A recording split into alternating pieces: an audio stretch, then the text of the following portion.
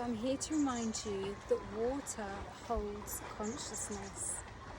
And when water has been analysed with certain words or music or symbols applied to the water, it responds and it shows that the water is conscious because it takes on the words, the symbols, the music. And here I am with the water behind me. And we are water. We are, 95% water? We need water. If we don't have water even for a few hours or by the end of the day, we're gasping for water. And within 3 days, we're dead. That's how much we need water.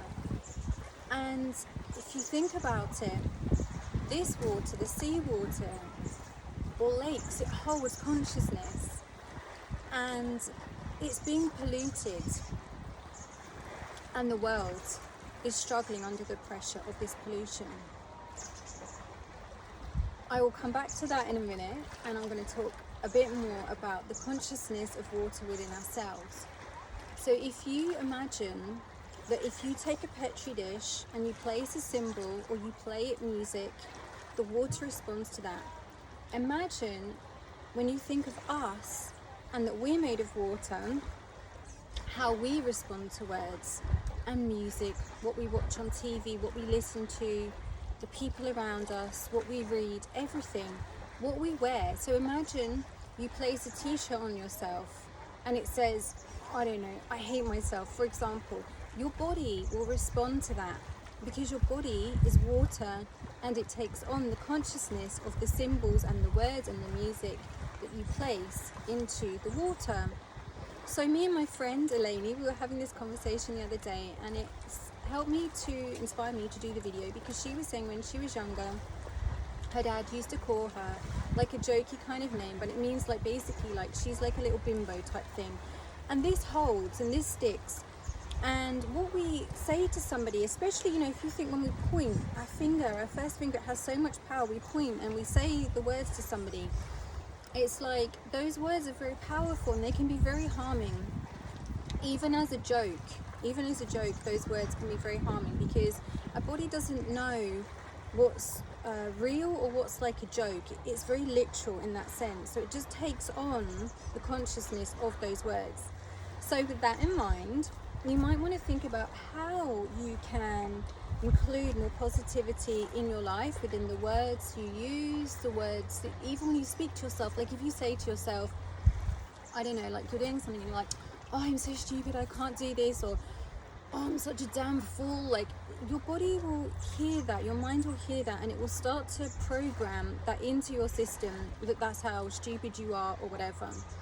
And so it's really important to be conscious of the words we use to describe ourselves, to describe others, to describe our environment, and what we wear, even like the logos of what we wear. If we have a drink, what is the logo of the drink? You know, what brand does it have on the drink? I'm not even going to mention some of the drinks out there with certain branding, and that consciousness of the water will absorb those words. The same with music. If you're listening to music, is it calming? Is it good for your nervous system? Or is it uplifting? Or is it going to be something that makes you feel uneasy, anxious, alone? You know, there's so much going on in the world right now, so it's really important to try to remain really balanced, isn't it? Okay, so my next thing is I've watched this amazing video by a lady called Sarah Adams, and I felt really connected to her teachings. So actually this came from her, and she talked about how the world is really suffering, and especially the sea. And she went to certain areas in the world, and she could speak to the consciousness of the water, and it told her it was really struggling, and it was like it's almost dying, right? Because they're putting nuclear into the sea, there's all sorts going on, right? And the water is responding to this.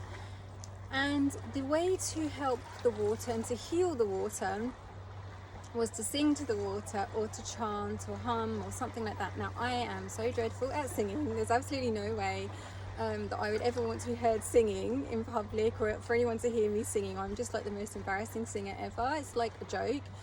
But I've decided that every time I'm around water now, I'm going to start to sing to the water, or at least hum to the water.